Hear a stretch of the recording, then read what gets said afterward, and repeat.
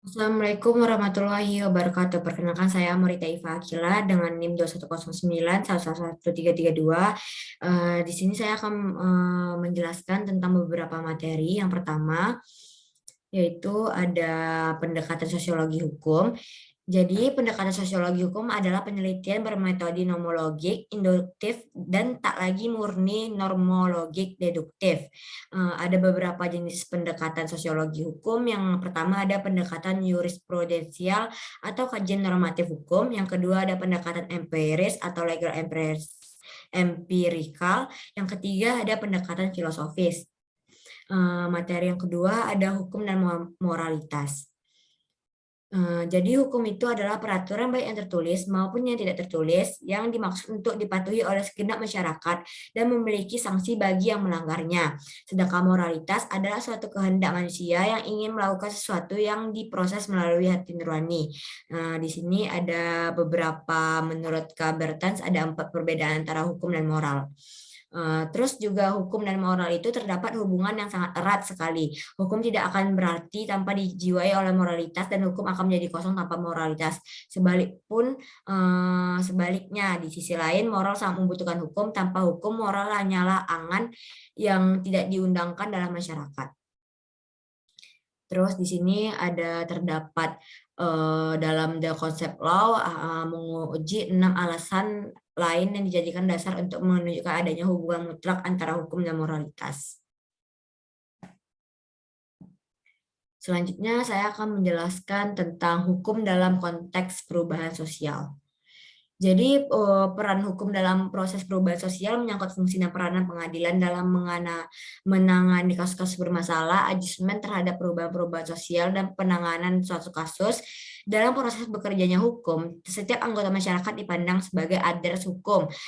Columbus dan Sedman menyebutkan adres hukum itu sebagai pemegang erat, pemegang peran. Sebagai pemegang peran, ia diharapkan oleh hukum untuk memenuhi harapan-harapan tertentu sebagaimana yang dicantumkan di dalam peraturan-peraturan. Terus selanjutnya, jadi karena peran hukum dalam proses perubahan sosial sebagaimana yang telah dijelaskan, akhirnya terbagi menjadi 2 karakteristik. Yang pertama adalah hukum berfungsi sebagai alat perubah bersifat aktif. Yang kedua, hukum berfungsi sebagai wadah perubahan bersifat pasif, yaitu masyarakat berubah terlebih dahulu, baru hukum datang untuk mengesahkan perubahan itu. Selanjutnya, saya akan membahas tentang teori-teori sosiologi hukum. Jadi, teori sosiologi hukum itu menurut Jarnos Kanto dan Purnadi Pubracaraka menambahkan ada 2 alasan teoritis sebagai dasar sosiologi hukum yang berfungsi sebagai suatu kaidah hukum, yaitu teori kekuasaan. Secara sosiologis, kaidah hukum berlaku karena paksaan penguasa, terlepas diterima atau tidaknya oleh masyarakat. Yang kedua, ada teori pengakuan. Kaidah hukum berlaku berdasarkan penerimaan dan masyarakat tempat hukum itu berlaku. Selanjutnya ada teori-teori lain, yaitu ada teori fungsional struktural, ada teori konflik, dan ada teori interaksi simbolik. Selanjutnya, yang terakhir saya akan membahas tentang realitas penegakan hukum.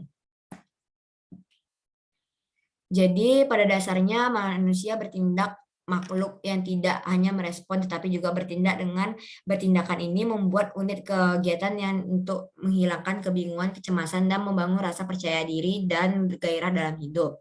Namun semuanya bekerja dengan kekerasan, kenajisan, kesepian, prinsip hidup dan yang pendek, penuh dengan ketakutan ketika tidak ada sistem sosial atau aturan sosial untuk disiplin dan mengatur keberadaan undang-undang atau peraturan sebagai alat kontrol. Terus di sini ada contoh kasus fenomenal yang melibatkan FW yang merupakan penegak hukum mantan pengacara SN terbukti telah melakukan beberapa kesalahan yang fatal dalam proses penegakan hukum. Sekian yang dapat saya sampaikan. Mohon maaf untuk lebih dan kurang. Assalamualaikum warahmatullahi wabarakatuh.